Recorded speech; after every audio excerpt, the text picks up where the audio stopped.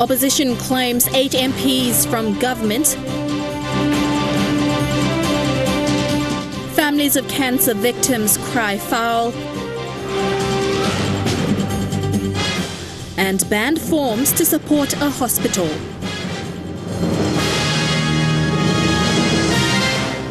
This is the National EMTV News with Helen Sayer. Good evening and thanks for joining us for Friday's news.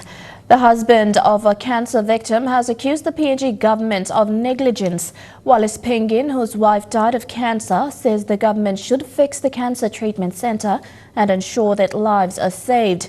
The Pingin family spent more than 100,000 kina to seek treatment overseas.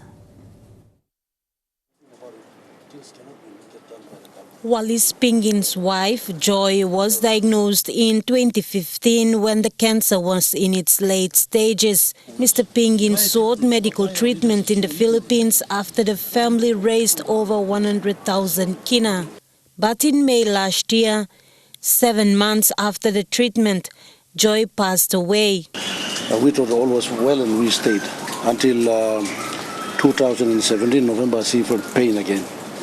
And when she felt pain, we went to Port Moresby. There was like Christmas period, 2017-18, and initially the doctors did not really trace what was happening. There's nobody that can, find out, diagnose whether it was the cancer that came back or they said it must be TB. So they treated her for TB, and after a couple of months, it did not work.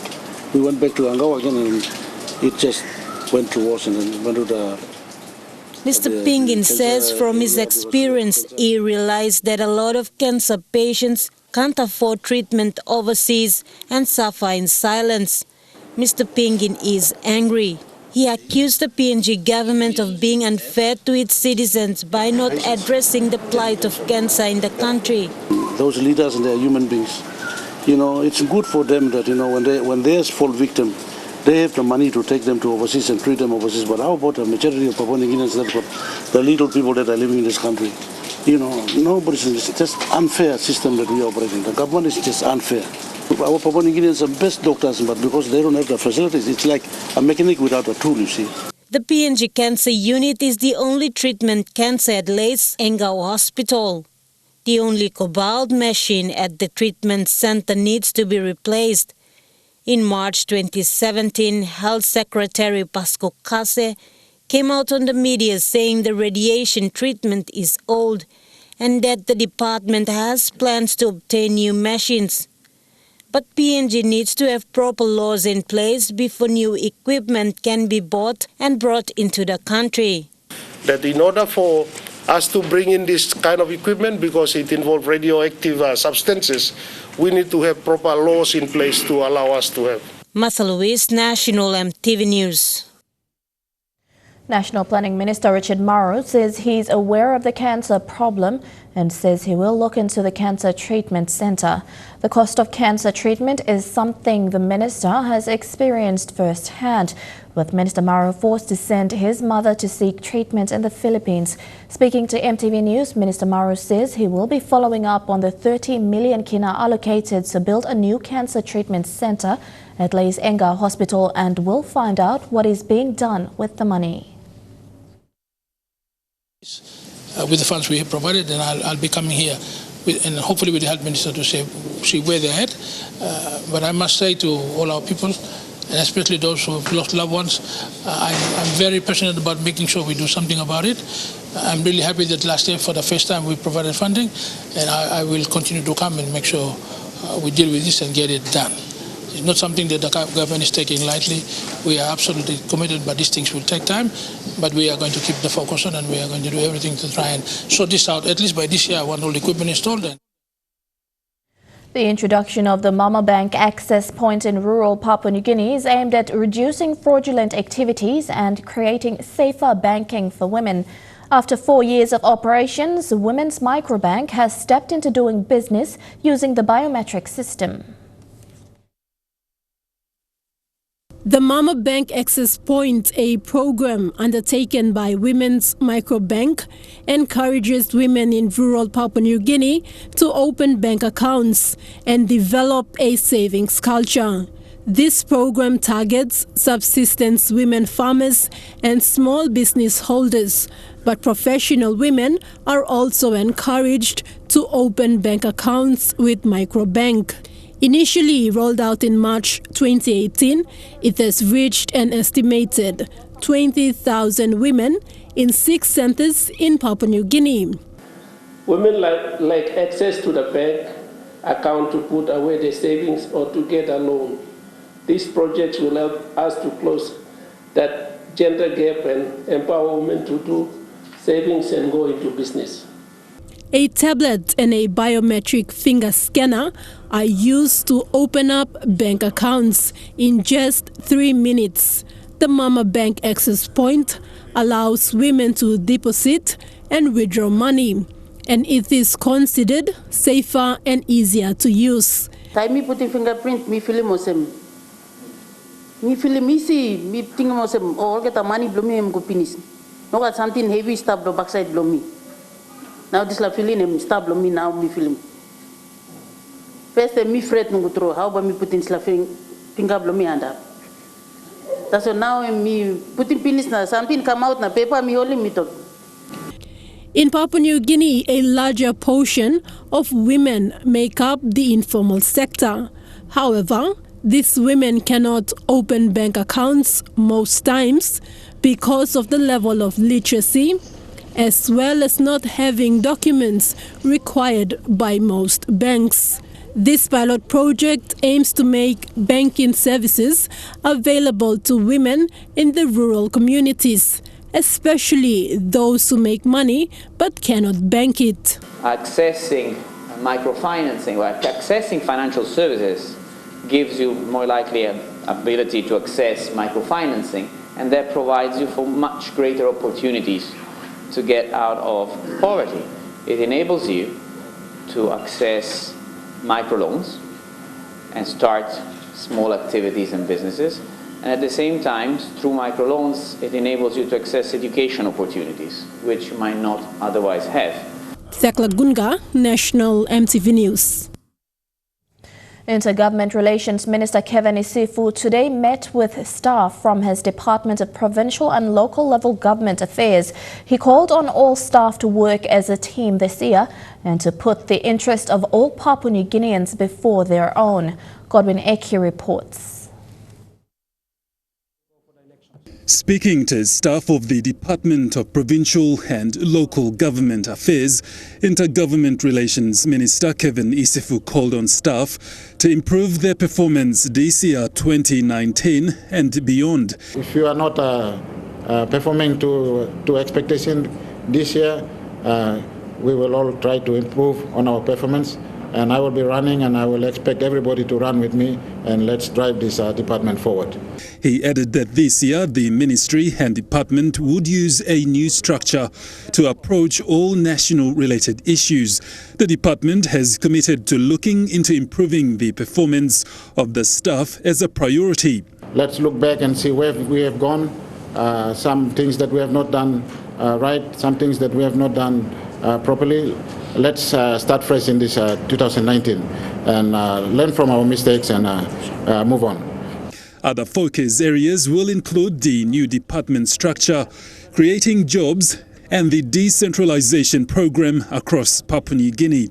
Department Secretary Dixon Goina also emphasized on the need for more commitment from department employees. As his secretary, I'll make sure that I'll implement all those directives. And if I find that we are not following on those directives, you will be held accountable, and also, of course, I'll be held accountable if I don't do whatever that is required by the minister. So this morning we have a privilege that minister has got time to share with us on what his visions are, the government, and what he wants us to do as a department, and of course public service, to serve our people. Godwin Eki, National EMTV News. All heads of government departments, managers and staff from the public service are expected to attend the 2019 Public Service Dedication Service to be held at the Sir John Guy Stadium next Friday. The theme for this year's service is Serving God Through Public Service, hosted by the Department for Community Development and Religion in consultation with Office of the Chief Secretary, Department of Personal Management. The dedication service this year is being conducted in partnership with Motor Vehicle Insurance Limited and PNG Council of Churches. The PSDS is an annual combined spiritual program for all the public service at the start of the working year. This year's service will be telecast live on EMTV. The National Weather Service has issued warnings of heavy rains and thunderstorms that may cause flooding and landslides in parts of the country. The Weather Service predicts heavy rains will continue in some parts of southern Momase Highlands and the New Guinea Islands regions. This wild weather is associated with the monsoon and is expected to occur within the next 18 to 24 hours. You're watching National EMTV News. We go for a break. When we return, we'll have more of the day's other stories, including the build-up to a possible vote of no confidence and EMTV News Week in Review. Stay tuned.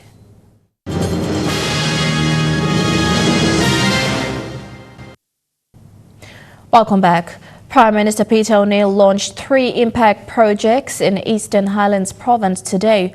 A show of strength with the PNC leader and coalition parties arriving with government delegation at Goroka Airport this morning. First stop was the opening of the state-of-the-art Goroka Hospital Diagnostic and Surgical Centre, built at the cost of over 100 million kina through joint funding from the state and donor partners. The centre is equipped with specialist modern medical machines. Prime Minister Peter O'Neill and the state delegation were given a tour of the new hospital building. It took 2.5 years to build the Goroka Hospital Diagnostic and Surgical Centre. The opposition team flew out of Goroka when Prime Minister Peter O'Neill and senior state ministers arrived this morning, with rumours of a no-confidence signalled by the opposition to let the people decide who should lead the country in the 2022 national elections. Speaking in Goroka, members of the PNC-led government and coalition partners maintain their support for Prime Minister Peter O'Neill. Your country is on the move. On the move. You can judge me lo 2022. Now can I have to talk to man Pawang Green around about. That's la work by me member of working lo floor of parliament. So you start busy. You start busy. Listen up this behind my brother Peter O'Neill. Because me look at them hard look see Prime Minister. Now you must hold him stop. Enough the time blowing that. All this plus same line. Only come back high here stop now walk ring about stop. Me like talking you plan. But me plus support him government way and me win him election straight. Opposition says they have secured 8 members of parliament from government for the vote of no confidence. While names were not stated, they say the ball is rolling with the main aim to remove Peter O'Neill as Prime Minister. 3 opposition members, Karangakua, Semekera Marata and Isi Leonard, returned from Goroka after holding an opposition meeting on Thursday. They were joined in Port Moresby by Deputy Opposition Leader and Member for South Bougainville, Timothy Masiu. They say the ball is rolling and after February 5th, a motion will be put forward for a vote of no confidence against Prime Minister Peter O'Neill. Emi clear through. Also leadership lo Peter O'Neill emi go karangi. Their meeting in Goroka apparently showing cracks in the government, with the opposition claiming 8 MPs from the government ranks may join them. 8 members lo government side only come inside lo this meeting. Now this and big number Thomas. The opposition says they are hearing the cry of the people and are calling on the members of government to also have their people's interests at heart. And we are appealing to MPs, both in opposition and in government, to think about the nation in future.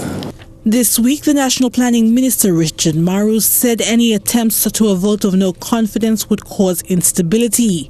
We cannot afford to play cheap politics, look for power at any cost, and compromise the interest of the 8 million people of this country. Our people's interest is superior to any individual's political ego and agenda. However, today the opposition called on the government to come forward with numbers and statistics to prove that theory, saying the argument of instability was being overused. Stability is an overflow. It's a dead horse. It's been flogged to its death. That's an argument they use all the time. And I think right now you can categorize it as an argument that is used by people who are partially brain dead. In what will be an interesting time ahead, the opposition say they will release names and the parties joining their ranks in the coming days. Adelaide Sirks Kari, National EMTV News. It will be a slow start for one school in the Central Province after suffering damages from recent bad weather. Sirinomu Primary School in Central Province had one of its double-storey classrooms destroyed following heavy rain and strong winds at the start of this year. The school and local leaders are now appealing for assistance. Patricia Kiyama with the details. During the period of heavy rains and strong winds earlier this month, a double-storey classroom at Sirinomu Primary was destroyed. This classroom was built by New Zealand Aid in 2005. According to the Ward 12 councillor, Gov't Vivis, this school provides education for around 400 students from the elementary right through to grade 8. Because grade 3 na 4 sumatin inside school. So mipla apilo se mipla need emergent repair or some alibi mikamlo. Any state entity or either the government itself or mipla ba accommodate him albi mislo illegal picking can continue medication blow. The destroyed classroom houses grades 3 and 4. Students in these grades now face an uncertain future when the academic year commences at the end of this month. Actually, the school itself serves 3 wards in the Kore local level government area, the ward 12, 13 and 11. So the total voting population is around 2,000 and the population itself is nearest around 6,000, including the small ones. Acting Provincial Administrator Peter Simbakua, along with a team from the Provincial Disaster Office, visited the school this week. He says the provincial administration is working with the ward councillor to get immediate shelter for the grade 3 and 4 students before the start of the school year. We have a lot of work to do out here. Councillor will have to mobilize his ward to come to see where a temporary shelter can be set up to accommodate grade 3 and grade 4 students, and the school can commence its registration on the 4th. Patricia Keamo, National EMTV News. Following widespread destruction by heavy rain and strong winds in Central Province, the provincial administration has established emergency committee. According to Acting Provincial Administrator Peter Simbakua, this emergency committee will oversee emergency service operation in the province. Unified emergency service, the administration, the district administration, we have police unit supporting us with the media. So far we have established the emergency center at our HR conference room. The center is meant to collect the reports from the districts, analyze the report, see the gaps of those reports in terms of its coverage, and then responded by sending the provincial team into those districts covering those places where the district reports did not cover. This week, the Department of Lands announced a new initiative to assist in the registration of land titles. The strata title legislation will be tabled in Parliament this year. Michelle Stephen with the details. Strata title is actually an Australian innovation in property law that has been used as a guide around the globe. The benefit of strata title include providing unit holders registered title, defines unit holders their legal rights to access common areas within the whole property, affordable prices for units, and banking and lending institutions are favorable to strata titles when lending money. Speaking to MTV News, Lands Minister Justin Tachanko explained this concept.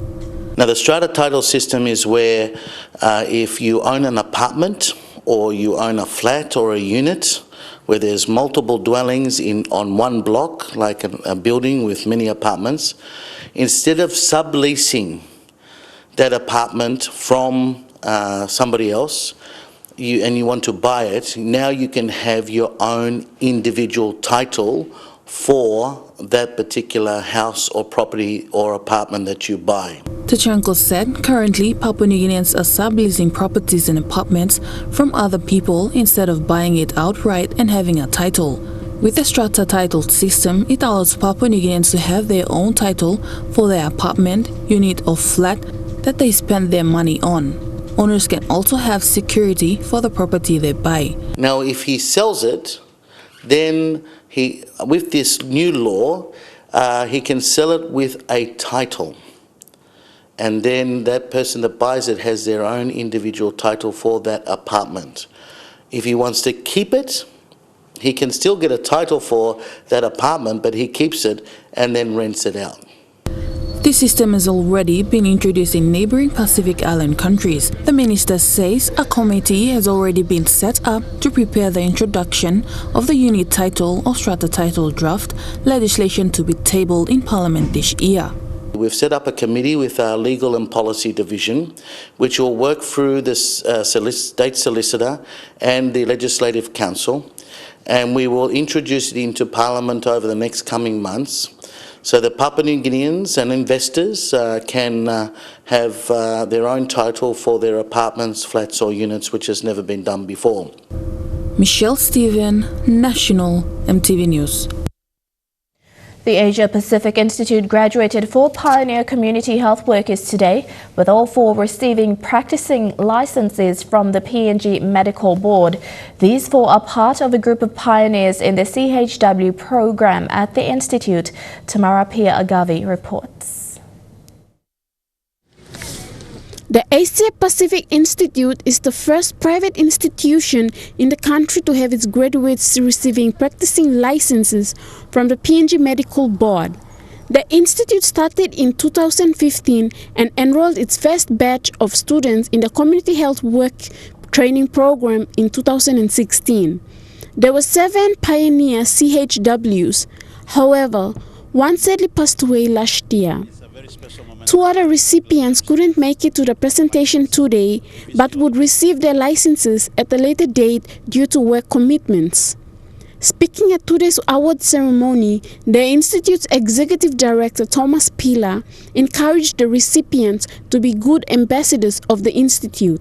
Registered Community Health Worker College, and this has been proven by the licenses issued by the Medical Board for you to equally perform the duties as graduates of any other institutions, any other community health worker institution in the country.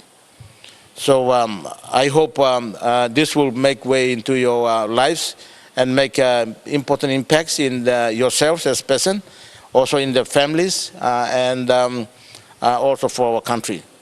2 awardees who received the practicing license today said their future plans are to work and further their studies within the medical field. My future plan is when I receive my license today, I'll apply to any organization that is to do with health, just to get in there and save lives. My plan is to, when I'm getting my license, is to continue working with them for as long as I can, so I can gain more experience out of it. A proud mother of one awardee also encouraged other students to never give up on their dreams. We are mamas. I'm very proud of the vaccine license and I go out and work, etc. Tamara Pia-Agavi, National MTV News. A group of Morobe bands and producers have united to raise funds for a surgical ward for the Braun Hospital in Finschhafen. The artists include Bongas Bango, the frontman of the Rex Band, and Amon Serum. K. Dumen provided the equipment, and a surprise addition has been Fenu Zakang of the Zux Band, better known for his work as a Sector Response Unit Commander in the Ley Police Metropolitan Command.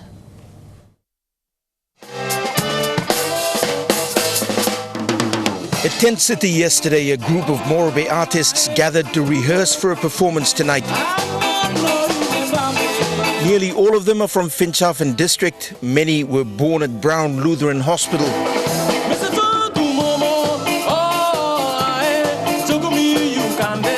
Many of their bands have had successes nationally. The frontman of Finschhafen's popular Rex Band led part of the charge yesterday, belting out numbers that drew some onto their feet.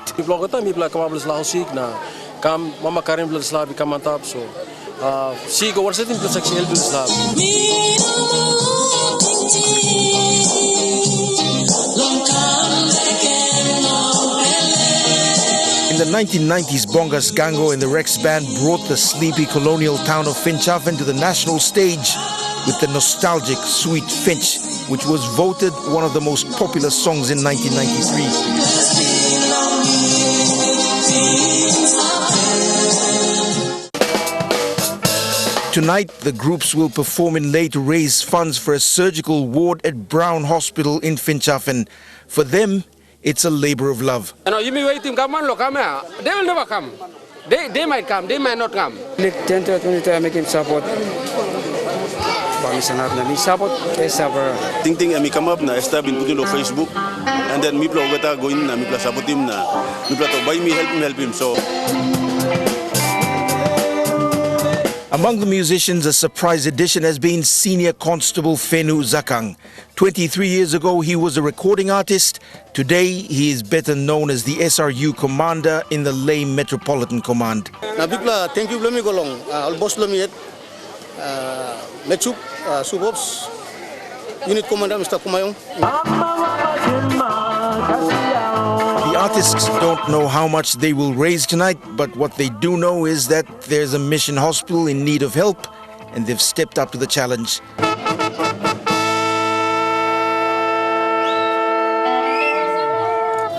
Scott Waide, National MTV News, Ley.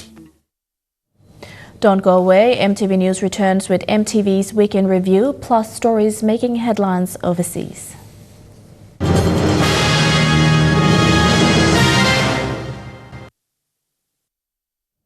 Welcome back to the news. This week, news of the forced closure of the Wafi Golpu project dominated the headlines, with various stakeholders expressing strong views about the project.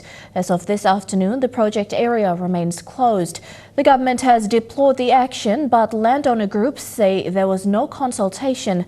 Scott Waide looks at the events that led to the closure in tonight's Week in Review.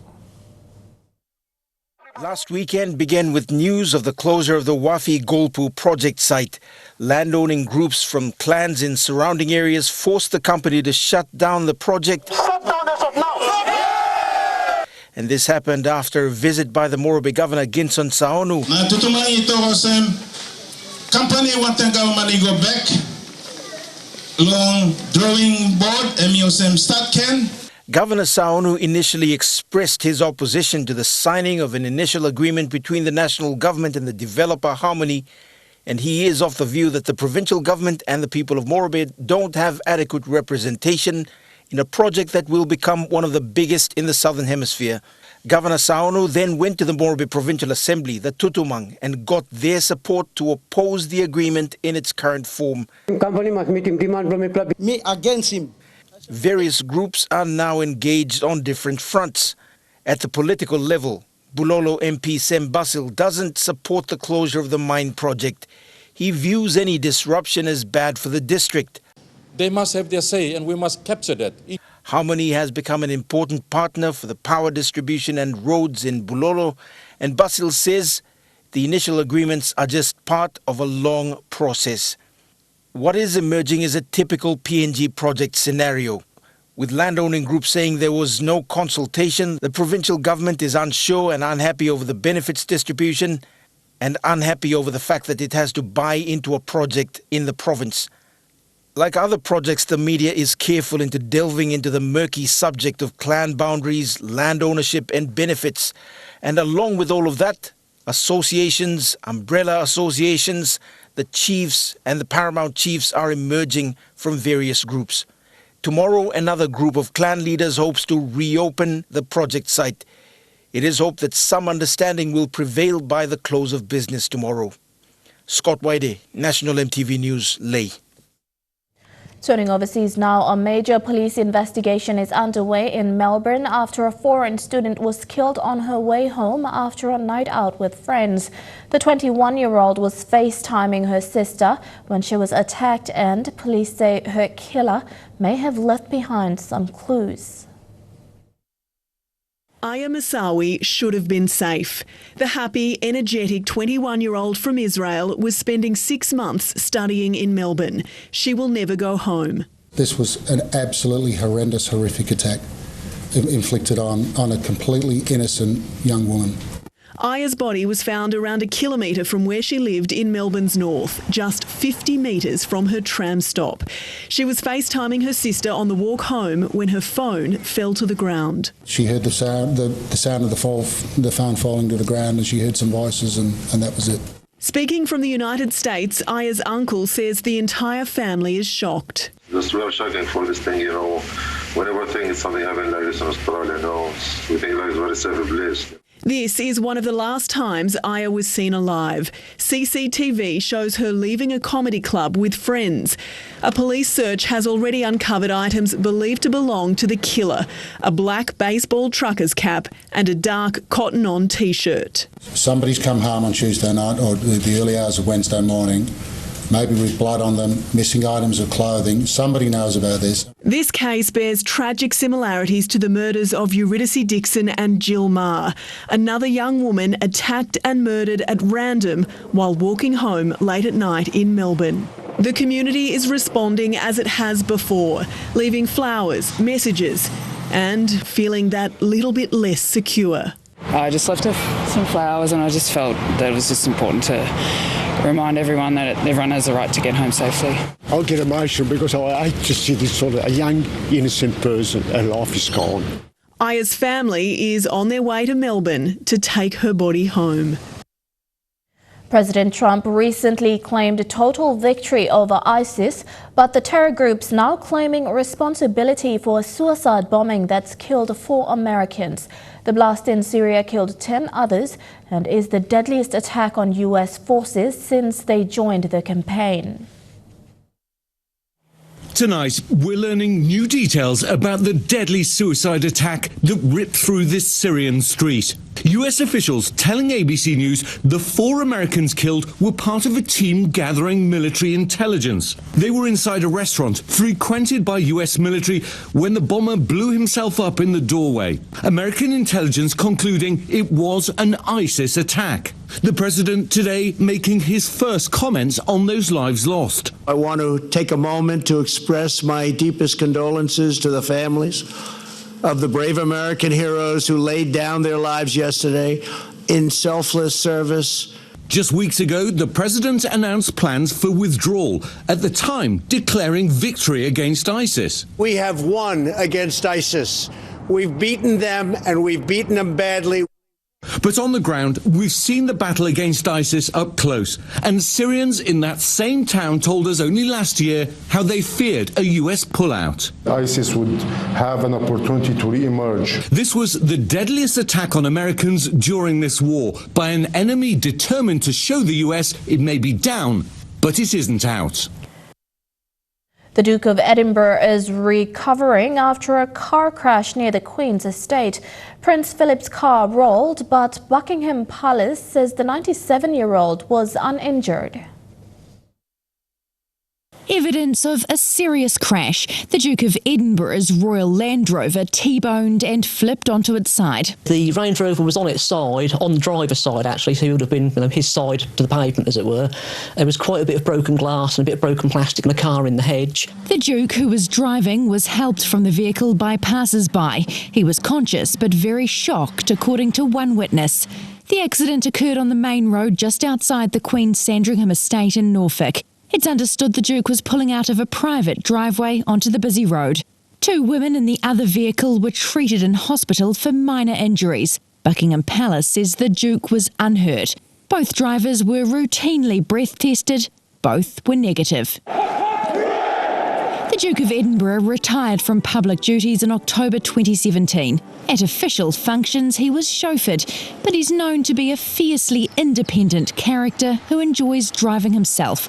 At aged 95, he drove the US president. I can report that it was very smooth riding.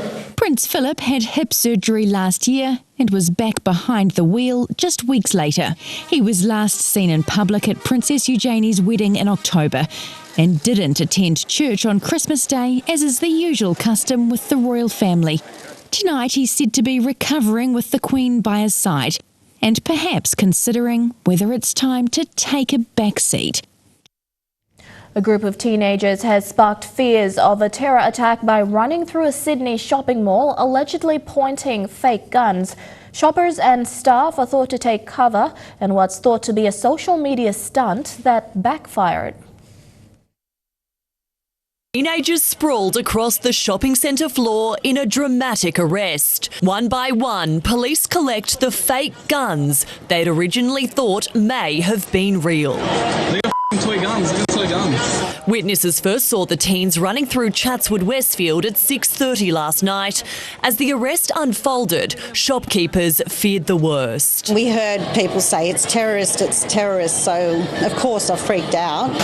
Some locked themselves inside their stores. And I was messaging my kids, saying, oh my God, there's gunmen, I love you. I'm extremely worried because they've never been in that situation before. Workers covered their ears, overwhelmed by the yelling as armed police swooped. The police were put the guns down, get on the ground, and sort of everyone around was just sort of screaming. As the teens were handcuffed, police lined up 5 toy guns on the floor. Given the current climate, we like to treat these incidents at their highest. The 18-year-old from Carlton in Sydney South has been charged with offensive behaviour in a public place. If they didn't realise the seriousness of what they were doing at the time, they most certainly would understand it now. I think they were like an Instagram or a Snapchat group trying to sort of do some funny things and trying to get a bit of popularity, and really backfired on them. The other teens will be dealt with under the Young Offenders Act.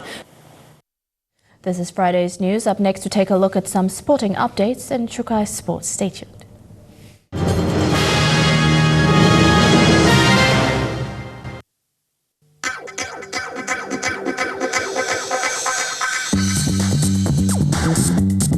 Chukai Sports.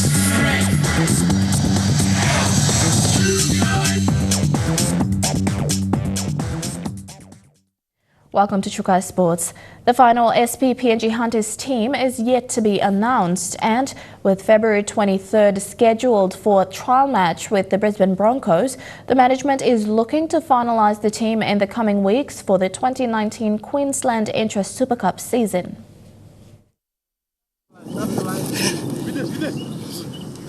Just making the train-on squad for the SP PNG Hunters team is an achievement for any aspiring young rugby league talent in Papua New Guinea.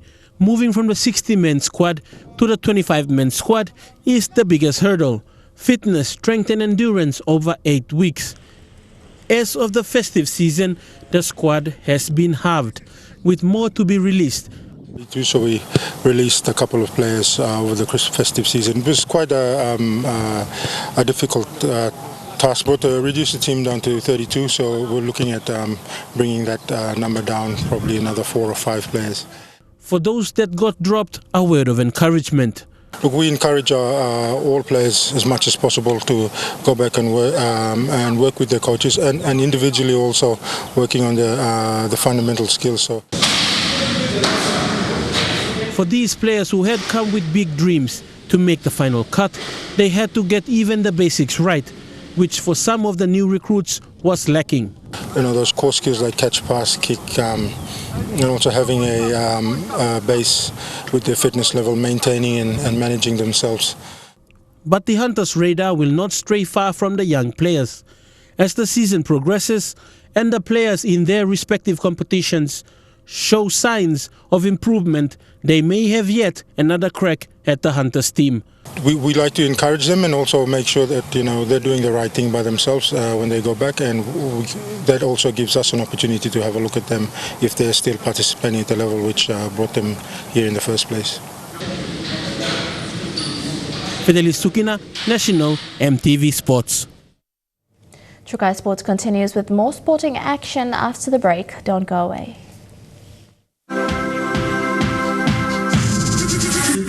Trukai Sports. Welcome back to Trukai Sports. The Coca-Cola Ipatas Cup New Guinea Islands leg has been postponed to next weekend. This is to give adequate time for teams and the organizers on the ground to prepare themselves before the challenge begins. Coca-Cola Ipatas Cup CEO Timothy Lepa announced this when he said the NGI challenge was good to go pending the preparation of officials and teams. According to Lepa, the NGI Challenge will be a momentous occasion for the CCIC and is paramount that the challenge be a success. He's calling on teams taking part in the challenge to register and give themselves the opportunity to partake in the largest off-season rugby league competition in the country. Western End final playoffs will be staged in Enga Province and Eastern ends in Minj Rugby League ground from the 1st to the 3rd of February in Jiwaka. The grand finals of the Coca-Cola Ipatas Cup will be held in Morbe Province at the Lae Rugby League ground on the 9th and 10th of February. Swire Shipping has been supporting cricket in Papua New Guinea through development programs. Today, the company sponsored 3 sets playing outfits worth 7,000 kina. Friends Cricket Club acknowledges the company for being their first official sponsor and encourages young people to play cricket. Friends Cricket Club is a local club based in Lae with 3 divisions of grades in the competition. Today, the club received 3 sets of outfits for each division. The outfits were presented to the club by Swire Shipping's agency manager, Yvonne Suat. We still have some way to go in developing our younger talent, and we've got so much potential out there. Friends Cricket Club started 8 years ago. The club started with the aim of giving the opportunity to anyone that wanted to play but do not have a team to participate in. The club hopes to develop more young raw talent in the game of cricket. So we thought, okay, let's start a team and get everyone that's sitting on the side to play instead of sitting on the side. Narela Ila, an uprising cricket player in the club, urges young women to take part in the sport. We'd like to bring them out to play cricket. Cricket is a fun sport to play, and we'd like to expose cricket in Lae. In terms of local club sponsorship, this is actually the first time. Philia Pisab, National EMTV Sports, Lae. And that ends Trukai Sports. The weather details coming up next. Trukai Sports.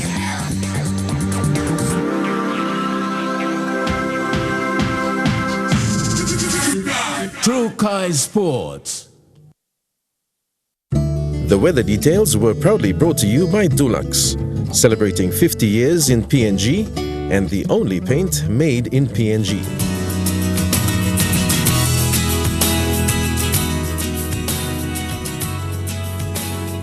Looking at the weather forecast in the southern region only, showers right across the region in Port Moresby, Daru, Kerema, Alotau and Popondita.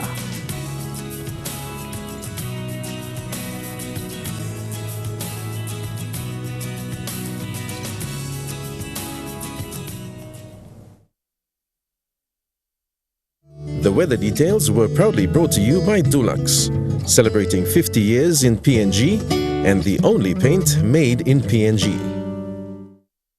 And that's how we end another working week. On behalf of the National EMTV News team right around the country, you have a safe weekend. Good night.